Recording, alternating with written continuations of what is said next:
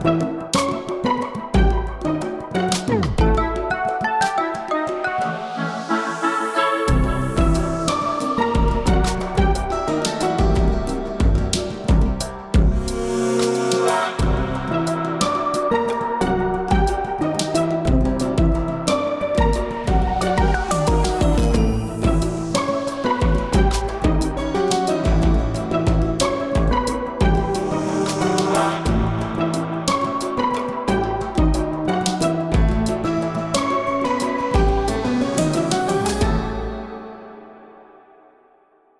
howdy, and welcome, kids. It is time for Conscious Embodiment, Astrology, and Dreams with Dr. Michael Lennox. That's me. Zoe and I are here for the week of May 26th through June 1st. I mean, holy shit, are we really at like the halfway? We really are. And God. like June, in my opinion, is really properly summer. And you said it's going to be a fiery summer. So I'm that's true. interested in what's to come. Well, we're not quite there yet. It's actually a fairly slim week. There's not a whole lot happening. You know, we've got a new moon. There's the superior conjunction of the sun and Mercury. There's a very healing sort of weekend. And I'll talk to you all about that. But as ever, let's start with an announcement and a question. The announcement is just real quick. Going Deeper, working with Medusa and Little Red started on Saturday. It was so yummy and juicy. And I always keep registration open till the end of day on Tuesday, because it always happens that people, like in the old days, I just stopped, registration, and I get all of those, hey, can I still join? Can I still join? So now we keep registration open till Tuesday. If you want to join the class, you can easily catch up with the recording from Saturday. So head on over to michaellennox.com and take a look at that. And I've got a question from Elliot, and he actually asks about the progressed moon. Great chance to talk about progressions again. Elliot writes, "Hey, Dr. Michael, I just learned about progressions and my progressed moon, but I'm not quite understanding the difference between the moon in my birth chart and the progressed moon. Can transits to my progressed moon be as impactful as transits to my natal moon?" Elliot, this is a great question. So let's start with what are progressions. So progressions are a technique in astrology that describe your inner growth through life, your evolution, if you will. It's not organic, doesn't follow the solar system in any sort of way.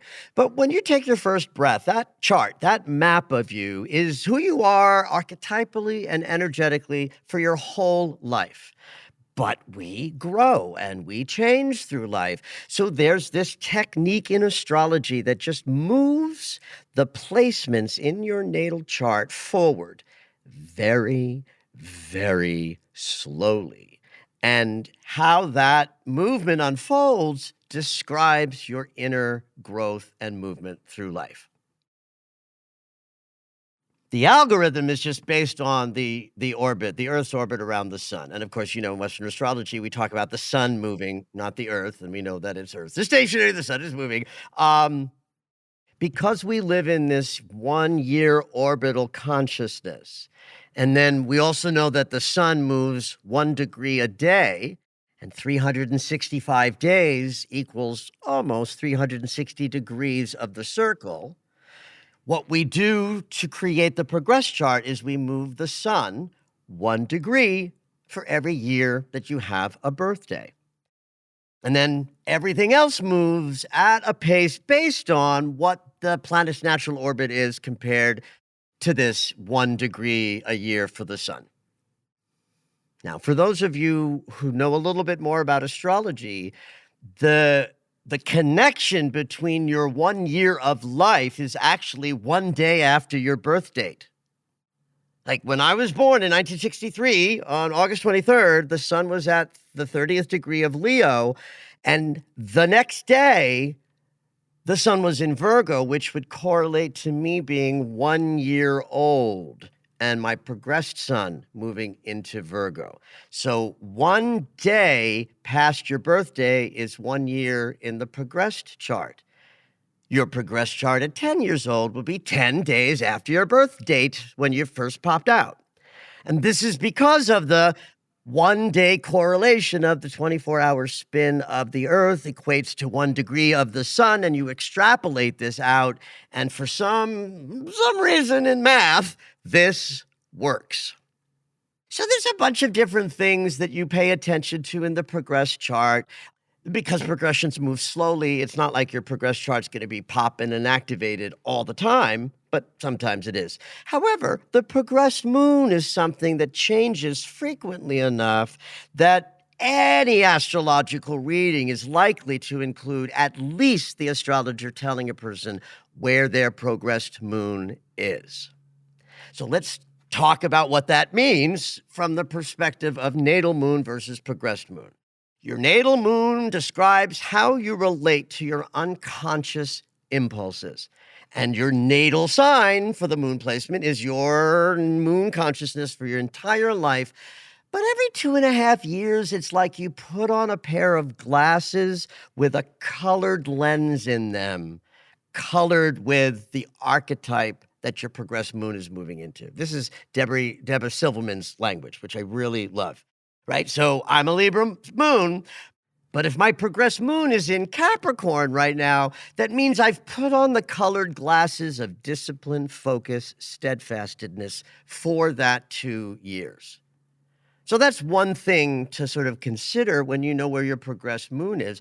But Elliot's question was very specific about transits to the natal moon versus transits to the progressed moon. So, transits to the natal moon, we absolutely feel as unconscious stimulation moments based on the planet doing the transiting and what the geometry is. But it's definitely about your personal unconscious being directly impacted for a short period of time. Now, you can use transits to the progressed moon to investigate how a person's unconscious receptivity is from a progressed perspective, but the client will have to be in some big transformational, phase, or the progressed moon just isn't going to be, juicy. It's also going to be a temporary but potent emotional moment, right? Where transits to your natal moon could reflect moments of change where you are reworked a little bit because your unconscious got triggered. Whereas with the progressed moon, it's not about something that can organically go inside your psyche and transform who you are, but it could color or describe the color of a particular time's emotional sort of sensibility and should be used in tandem with other techniques. Like just looking at transits to the progressed moon is not going to give you any information unless you can apply what you see there to the state of the chart as it is, the transits of the time. But if you put all this together, yes, there's absolute colors of distinction that working with transits to the progressed moon will offer you. That said, I don't ever do this. Partly because it's just too dense. Astrology is so dense that you could get lost in the technique and never get to the interpretation part, right? So I have to, we limit what we interpret, and that to me is a little excess, but it is a thing. Yeah. And if nothing else, I think it's important if you're using astrology to contextualize your life that you know where your progressed moon is at any given moment so that you can understand what qualities are available to you that might not be available next year or weren't available 2 or 3 years ago. But you're going, the period you're in with the progressed moon will give you some data to work with.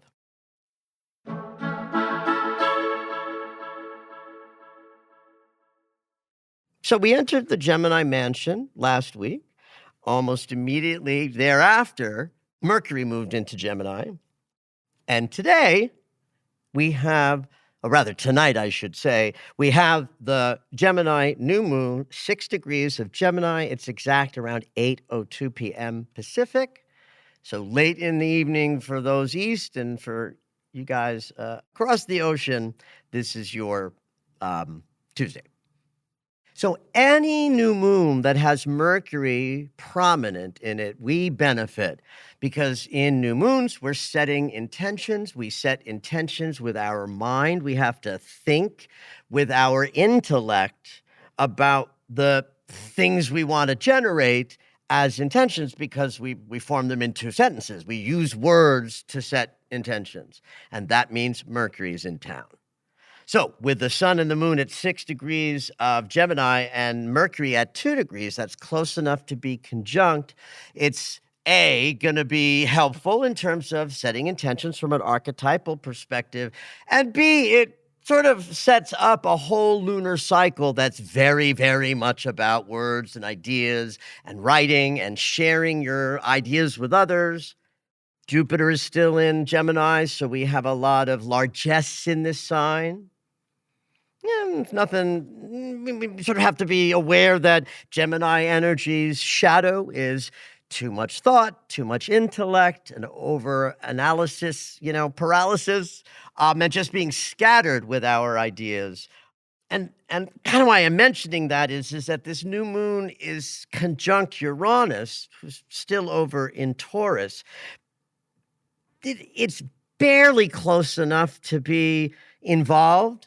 But Mercury and Uranus are like 4 degrees apart. So Uranus is participating, which means there's an instability to the moment that kicks off the lunar cycle itself. So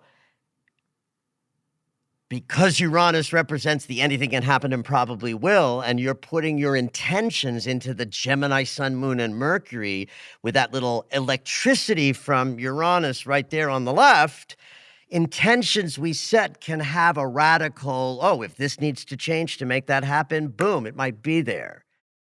And the entire lunar cycle will have this sensation of the sudden, the unexpected.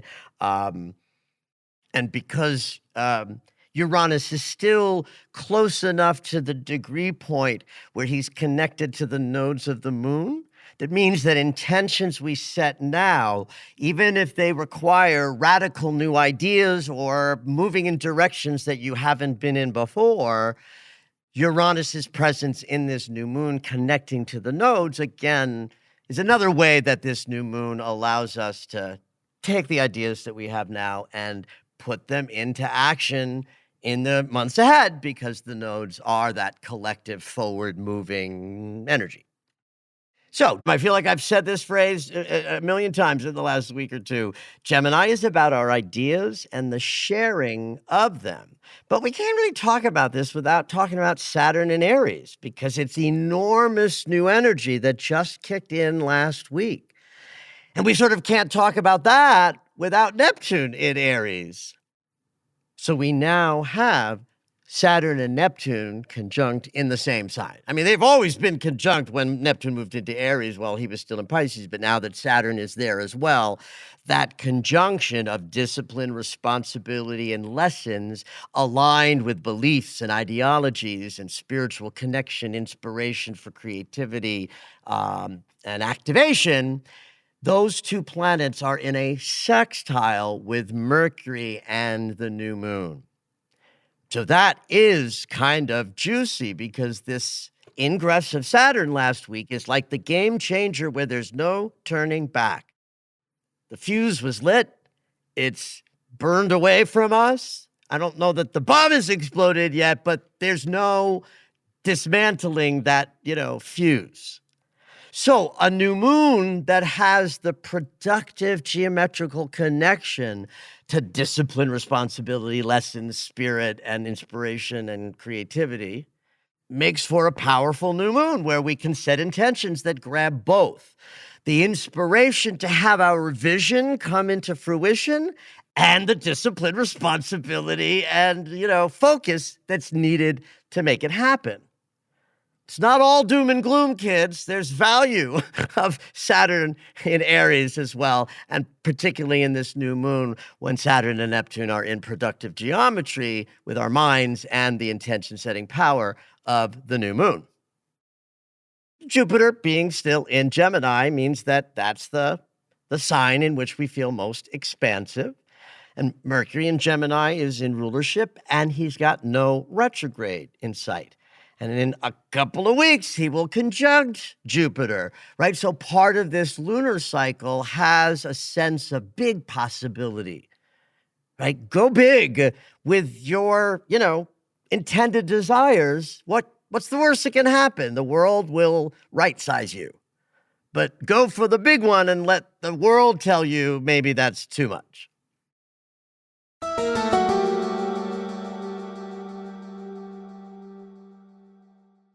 Pluto is changing everything on the planet. Deep change and transformation is what Pluto brings everywhere he goes. But now in Aquarius, we are sort of building the age of Aquarius while we're still sort of dismantling the old pieces of patriarchy from the age of Pisces. Trust me, everything that's happening out there with conservative explosion on the planet, it's an extinction grab, kids. Mm. It ain't It gonna really is last. everywhere too. Pardon? It really is everywhere Yeah, too. it's Like, everywhere. you're seeing it Everything more, is changing. more. And the idea that there's this effort to try to pull the world and push it into real conservative ideology is just the patriarchy rearing up Right, because it right. knows it's going away. Yeah. Now, I don't know that I will be alive to see what I'm talking about. So when I Mm. say extinction grab and I talk and teach about it, I think sometimes people think that that's, going to be over in like 3 years. Extinction grabs are like about the ages, kids. So like, I don't Oh, know this what is I'll gonna be, see. like, decades Pardon? and decades, you think. Well, what I'm willing to sort of state as a kind of truth as I feel it is that I'm interested in Pluto's entire transit of Aquarius to help navigate this. Right. And so if we've got 2 decades of the deep transformative consciousness in the sign of creating a new world where all humans are cared for, I would say the 2 decades of this transit are about reworking the world into a new form. But first, we have to navigate this wave of extinction grab, fight against it, and ask me in 3 or 4 years. We'll see what happens in the next election cycle in the United Right. States. Anyway, we went off onto a tangent about Pluto, but that's good because this new moon trines Pluto. So the fact that the sun and the moon and Mercury are in harmony with the planet of death and rebirth that's changing everything in the world, that's valuable. So look out at the changing landscape and honor whatever desires you might have rising up right now that are like new ideas that are maybe make sense because the world is changing so much. If I was teaching a class on how to heal polarization, which I am not capable of teaching, so trust That me, sounds that like a class is really big topic never and coming. Yeah. extended But, teaching. my friend Joe Weston is out there teaching about confrontation. There are people who are doing that. That's not me. But the point I'm making is, like, if that were something that was interesting to me, this would be the new moon to set that intention of creating a new idea that's prescient now that might not have been prescient in 2020 when I started all of my online teaching. So think about how the world needs the new ideas that you have and understand that there's support for that by virtue of the trine between the new moon and Mercury and Pluto.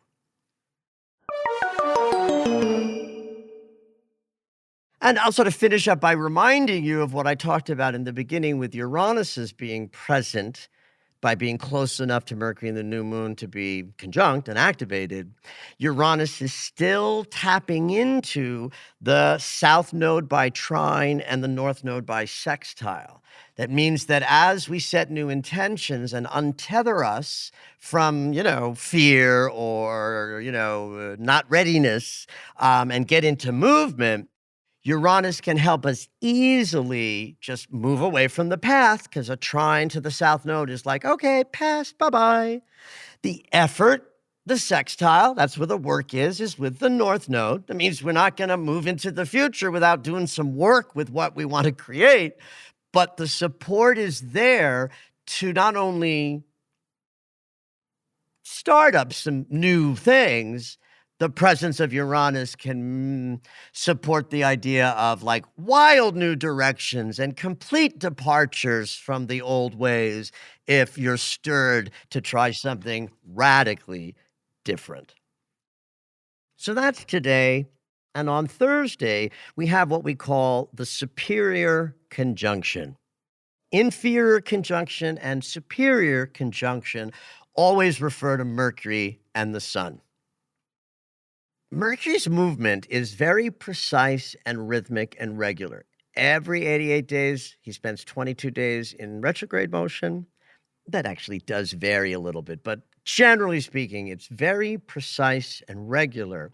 And within each retrograde cycle, Mercury will conjunct the sun. And in each free and clear section of Mercury's movement, he will also conjunct the sun. We call the retrograde one the inferior conjunction because Mercury is in between the Earth and the sun, passing in between us, right? So that's a little bit more intensive, right? Because you can think of the sun as our conscious awareness. And if Mercury is traveling in front of the sun, we are getting information that's, in our unconscious that Mercury is touching. And so it becomes kind of important to pay attention to that day in Mercury's retrograde cycle because communication is not, it's in a challenged state because of the retrograde. So it's like, quiet, today's important. Now, we don't have quite the same need for quietude in the superior conjunction, but it is a moment when conscious awareness and our thinking get in line with each other. Now, you might think that those two are the same thing, but they're not. Our conscious awareness includes our wholeness and completeness, all of us, from like top to bottom. Then Mercury is like the narrator. The sun consciousness of us doesn't move in the same way that as we perceive the sun's not moving and we're sort of moving around it. So the sun consciousness is the immovable I am that I am. I know who I am.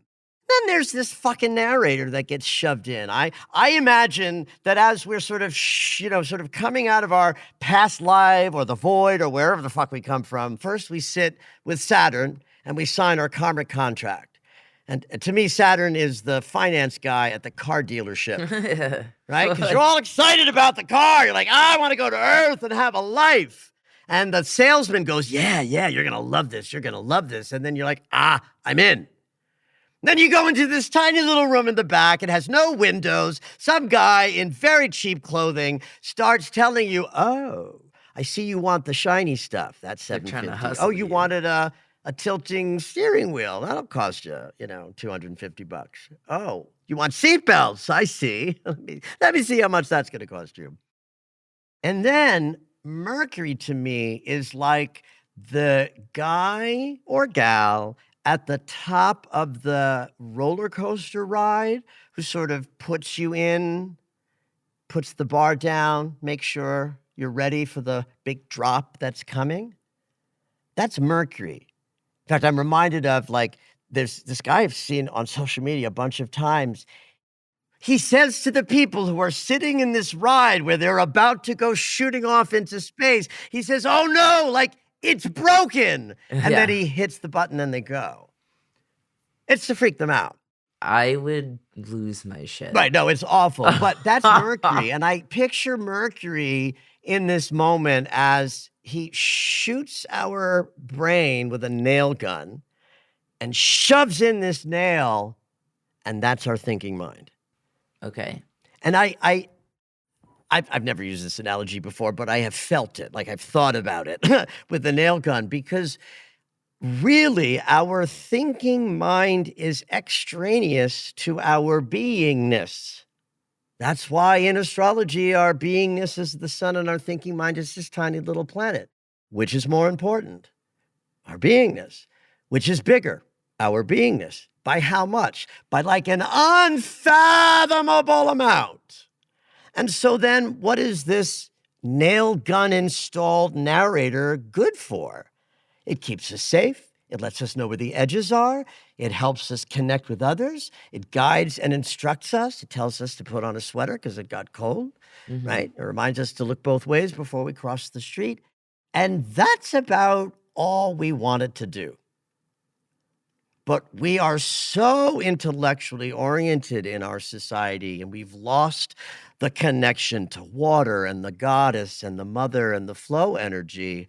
We are so masculine driven that Mercury has become something that we over identify with as us. Mm. So that thinking mind inside of you is not you.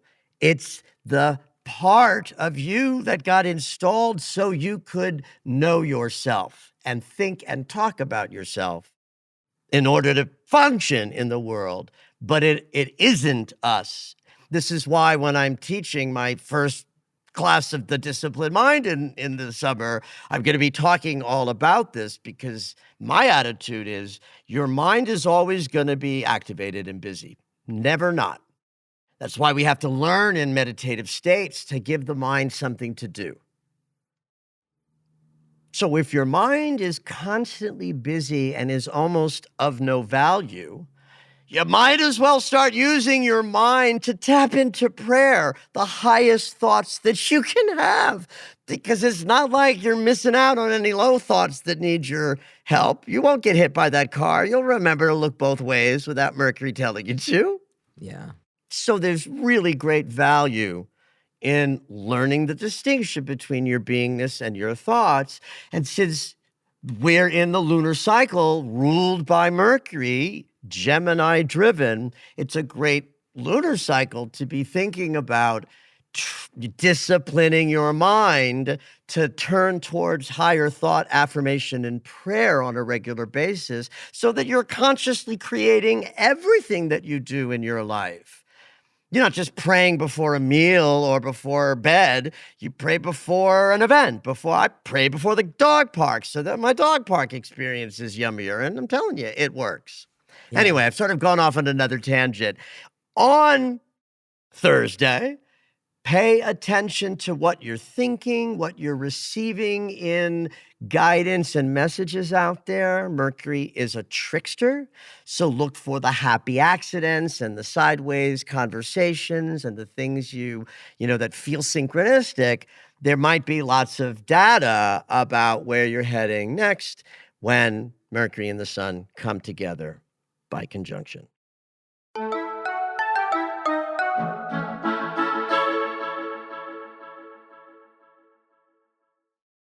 There's a healing sort of possible that peaks over the weekend on Sunday.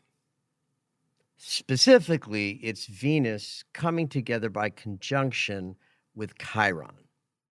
But it's not just that, it's what happens the 3 days that leads up to that that is interesting to me because of what Venus, Mercury are doing in the couple of days before.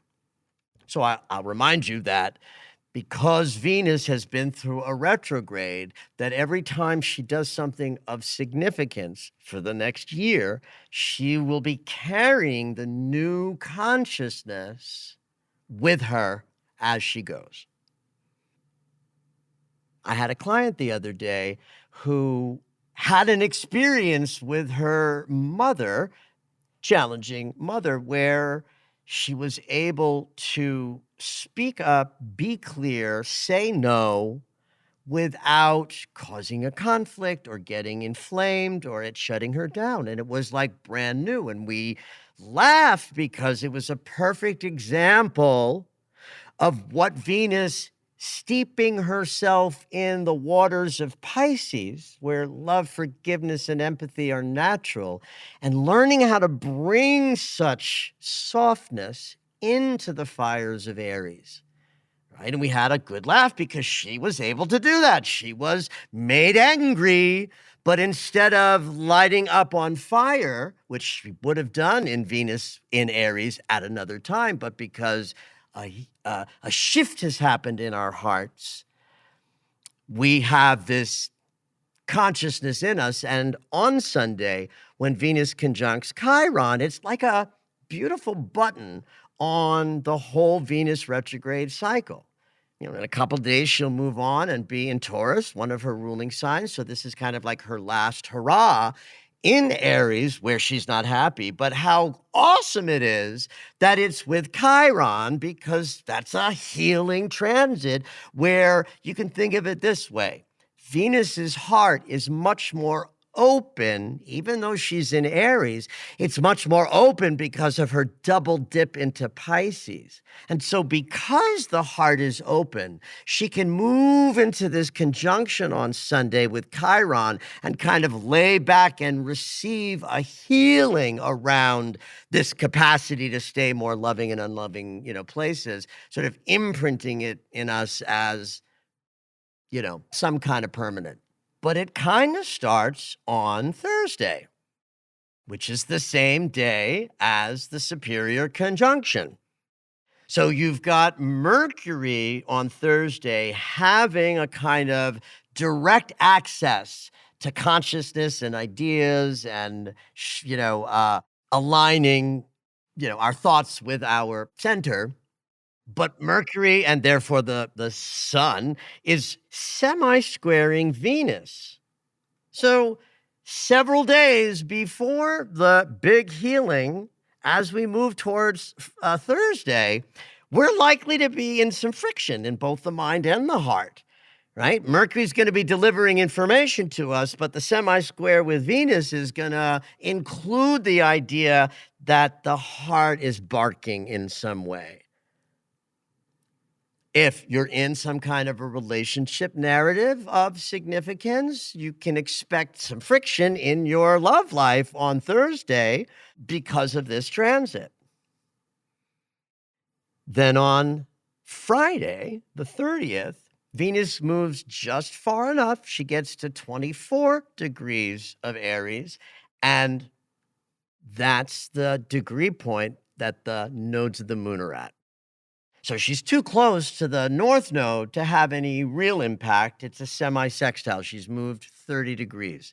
In fact, that does count, right? There's a power in the semi-sextile that sort of says if a planet and a point, or a planet and a planet conjunct, and then the fast-moving planet moves on, that planet can't express something new until it gets 30 degrees away, right? While they're conjunct, they're dancing with each other.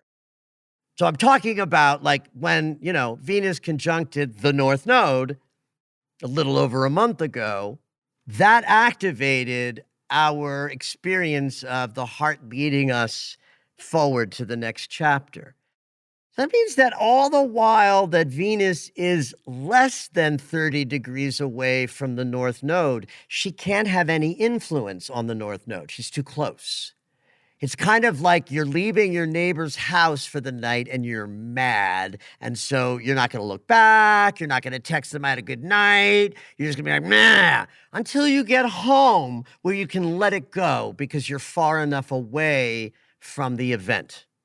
So that's what a semi-sextile is doing in this case, that Venus at 24 degrees of Aries is semi-sextiling the north, so our movement forward can be impacted by Venus. And Venus is in conjuncting the south node, which is an actual transit of action. Though it might be unconscious and psychic, it's our hearts will be helping us release past patterns that inhibit our forward movement. So we have a story building. It starts with friction in the heart on Thursday. Then it looks like a release of something on Friday so that we can move forward more juicily in our hearts. And then on Sunday, Venus and Chiron conjunct at 25 degrees of Aries. The Leo moon will trine both of them.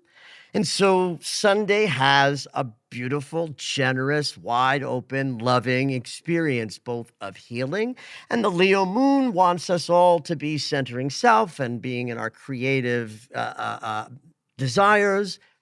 And I think the fact that the moon is trining Venus and Chiron takes whatever healing the two planets are generating and helps us download it directly into our unconscious, because it's the moon's placement that helps an event out there land inside of us to impact change. You know, in some ways, this week is quieter than we've had in the last couple of months, and that's going to be so about this lunar cycle, right? June is a quieter month. It's July that really sort of heats things up. And so this lunar cycle, kicked off by the new moon in Gemini, will be gentler than the last couple of lunar cycles. I mean, we're still in like a shit show, but it's a little less intense. There's some valuable insight coming at you and a nice healing in the heart. Be thinking about the new ways you want to share your ideas with others. Set intentions to do that. Make sure they include being helpful and of service to the planet at this time, because we still need everybody to be contributing to the potential of building world peace over time. But this is not a lunar cycle for the big picture out there in the world. This is a lunar cycle that's personal to you, your thoughts, your ideas. Marshal them well and have at it. Did you know that Michael has a daily astro alert? If you enjoy hearing the weekly astrology, you might like knowing more about each day. When you subscribe for the daily astro alerts, you'll get an in-depth explanation of the day's astrology sent right to your email. Subscriptions are only $10 a month, or you can purchase the yearly subscription at the reduced price of $100. To subscribe, head over to michaellennox.com.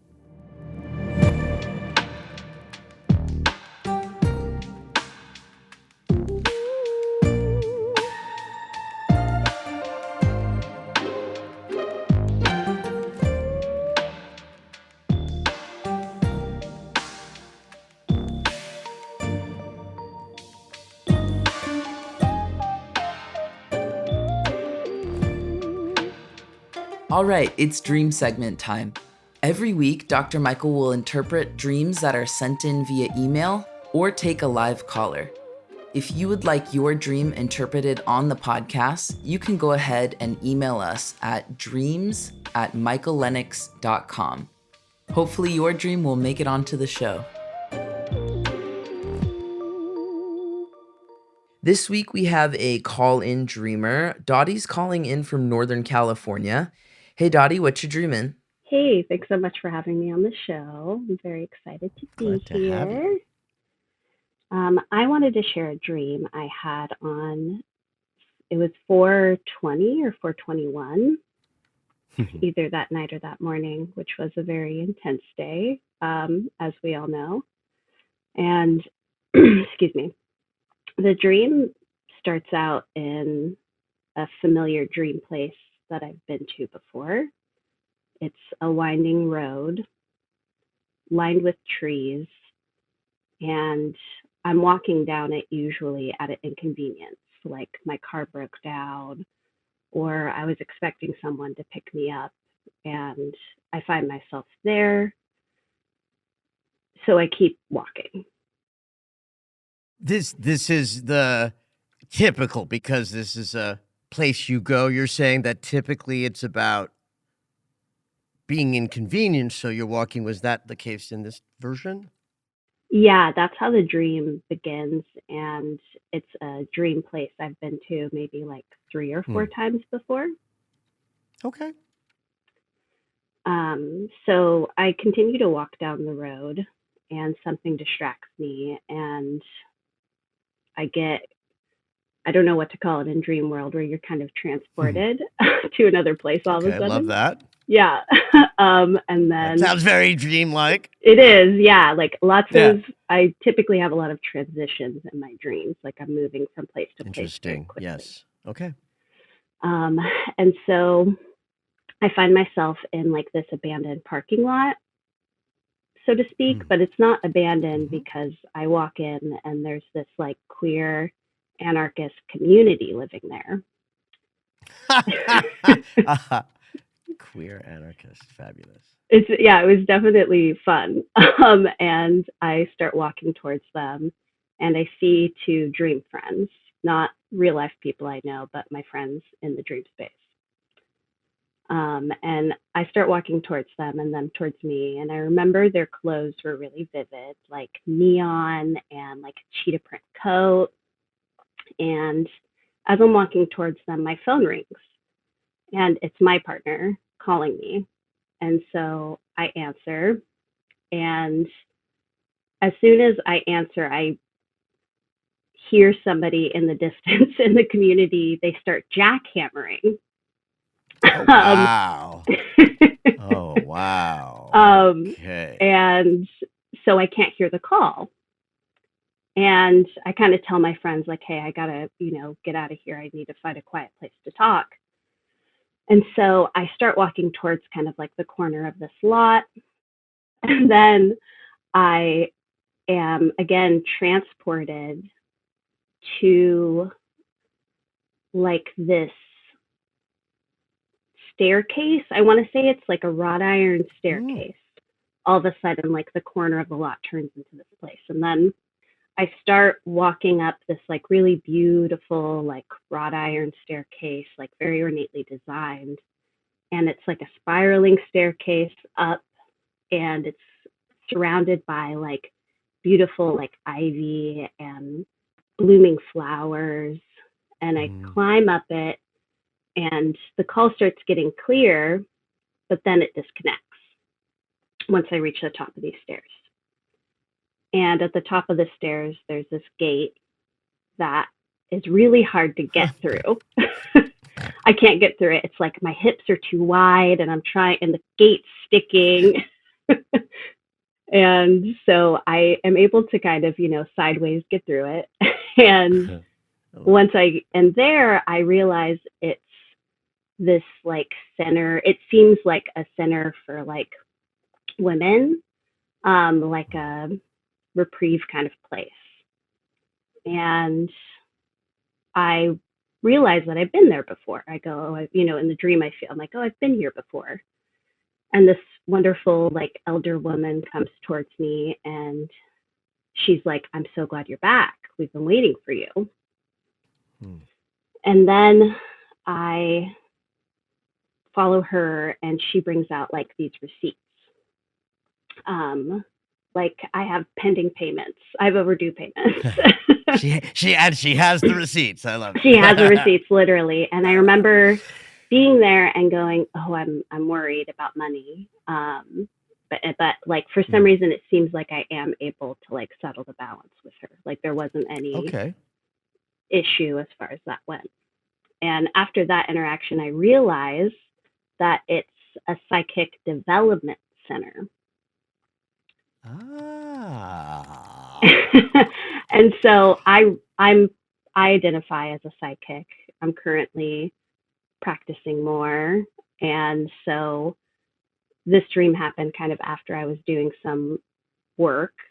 And sorry to go to real world, dream world. And then No, I need that. I need the context. Yeah. And so I'm there and I'm like, oh wow, like I'm here. And so I walk into the room and there's these other like two other elderly women who are like the mentors. And I see like maybe four other people my age, or like closer to my age. And they're in the middle of doing like a psychic development like practice. And I'm there and I'm about to join in. Oh, wait, sorry. I forgot an important part. Can I rewind? Yeah. Rewind. Before the psychic development part, one of them, she looks at me and she sends me this like energy that fills me up with the most like warmth and light that I've ever felt. It was like this just like bright, light, loving, warmth heat. And then I have the realization that this is my real family.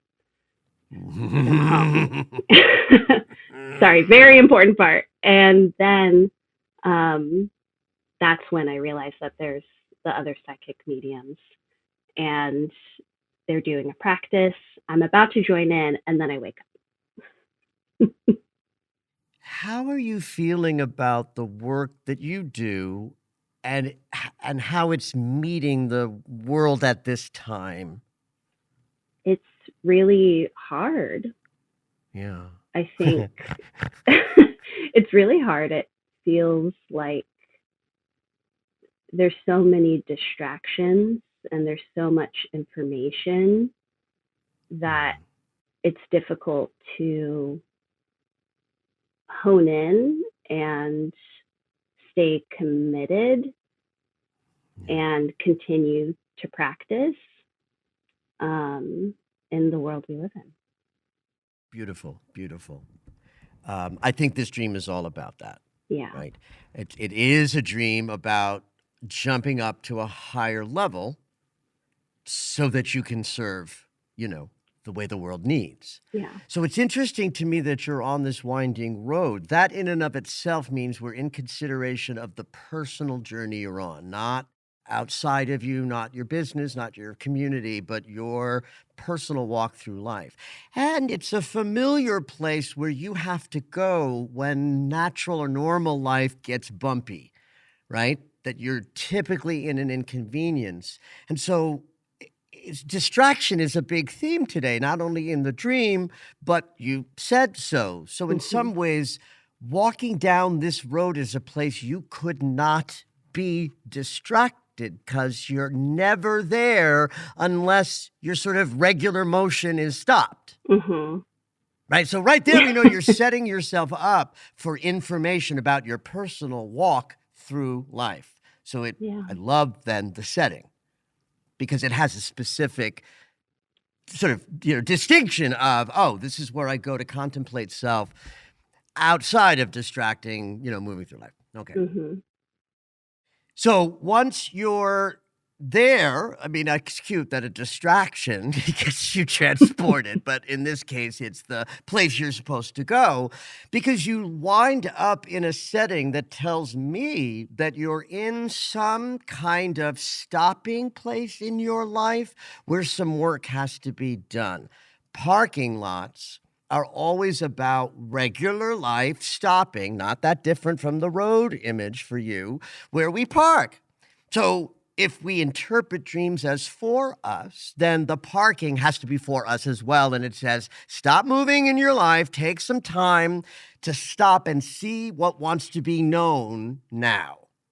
And sort of, the fabulous, queer community and the anarchists, to me, that's about where you've come so far, right? That when you go into consideration of where's my life if I'm stopped in this parking lot, because I want to drive out of this parking lot differently. That's the ipso facto. That if we're in the parking lot, we want to be changed so that when we drive off, we're different. Yeah. And so what you find there is this fabulous community and joy, the vivid cheetah prints, and the neon says it's a life of joy and expression. Even the call from the partnership, from your partner, tells me that this landscape that you're at right now includes partnership. Mm-hmm. Right? So that's what I love about this second place you go to, because you're going to go to someplace more important. The third act of the dream is, well, what's the nugget? What's the gift? What's the instruction? Mm-hmm. Your partner may or may not have, connection to this. I mean, absolutely does. And if we were sitting together for 45 or 50 minutes in a session, right, we'd be going into how your relationship relates to this. But I'm just going to put that on the shelf for the sake of the podcast. The call is the new information. I got a call. I am called, and it seems important. So I've got to go someplace, quieter to hear it. But the jackhammering to me is the most important image in the whole dream. I capitalized it. Jackhammering, because jackhammers destroy old structures. Mm-hmm. In fact, I have used an image in my teaching for 20 years, and I'll say to somebody, if I sent you to a freeway crossing and I gave you a single jackhammer and I told you you would have to dismantle the whole thing, could you? Now, the true answer, the answer I'm looking for, if they don't give it, is yes, you could. It would take a very, very, very, very, very, very long time. But make no mistake about it, we are capable of eradicating any old structure that no longer serves us. And this moment in the dream tells us it's already well in process. It's happening. It's not gonna start. It's happening. Mm-hmm. And your partner is part of that, man. Maybe it's, a little of you and me against the world. So then you get transported, yay, to the third and most important act of the dream, where there's a staircase. That means there's effort in climbing up to a higher level of consciousness. Stairs require effort. I made this circular stairway, a spiral staircase, but it wasn't, was it? No, yeah, it was. It was like beautiful. Love that. Yeah. Because the spiral is a sacred symbol of how we grow. We come back consistently to the same territory where wounds live. And sometimes it seems like we haven't grown, but the fact is we've spiraled to a higher level so that even if we're looking at the same consciousness as we've looked at before, we're not looking at it from the same place. I even let the wrought iron that's very heavy, very grounded. And the first age that humans moved through that created community was iron, the Iron Age. So iron, that makes sense. Yeah. I like it. And so as you climb up, there's, evidence of bounty, the ivy, the blooming, and things start to get clear. The higher you get in consciousness, the clearer things you get. When you get to the top, the call disconnects because you're done. You got the call. You answered the call. This is important too, Dottie, because the ipso facto, as a result of the fact that you're at the top and the call is disconnected is more evidence that you're already at this level. But you have to go through a transition that's hard. Yeah. That's the gate. And gates are great symbols for numinous transitions, right? The gate says, big transition here. Yeah. When you cross the gate, you won't be the same. So the fact that you're doing it in the dream also says it's very prescient now. That on April 20th or 21st, you were squeezing yourself through. I love the hips too wide, honey, because hips being wide is a symbol of fertility and birthing capacity, right? So you might have been like, oh, this dream's about feeling too fat. But I see the wide hips and having to turn them sideways as a way of saying my power is not to procreate. My power is to sidle into this higher consciousness. At least in this dream, that's my sense of it. And where do you land? You say it's a center for women, but I'm going to focus on that word, center. Yeah. You land at your center. And it's for women, which is good because women will save the world and the patriarchy will kill it. And we're in very dicey places where we don't quite know how that's going to go out. So anything that supports women is part of how we're going to heal the planet. And another ipso facto, Dottie, you've been here before. Yeah. Why have you left? She says, I'm so glad you're back. Why do you suppose you've ever left? I think the way I've viewed my psychic work in the past is that I need to focus on the earthly things, the on this earth, like stability and all these other things that are really important. And so I leave that work to do that. And now that I have those things, I have a really secure and wonderful life. I'm ready to go back into that. Okay, I love that answer. I mean, really love that answer. So then how that then informs for me the moment about the receipts that you owe, I'm going to add that in your past, the way that you've accomplished the work balance, rest, and the retreating from the world cost you something, right? It wasn't clean enough. It didn't support you enough. And so the receipts you have to pay are about the past, right? So whatever these, whatever she's referring to in the dream is past inequities. And the fact that in this dream you pay them off means another moment of, I'm in a shift. I'm not going to do it in the same way that cost me something. I'm going to find a new way of psychic development that is stronger, more supportive, and I'll learn how to find my balance without being distracted away from, the center and the work. And to me, this is one of the most affirmative dreams I've heard in a while, because all of the imagery and the way it unfolds tells us you're already there. Wow. And we need you, so have at it. Thank you so much, Michael.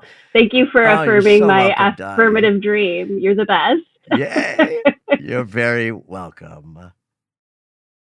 Thank you for listening to Conscious Embodiment, Astrology and Dreams with Dr. Michael Lennox. You can find us on Apple Music, the iHeartRadio app, and anywhere you find your favorite shows. Head on over to michaellennox.com for information on astrology readings, the Daily Astro Alert subscription, upcoming classes, and to join the mailing list.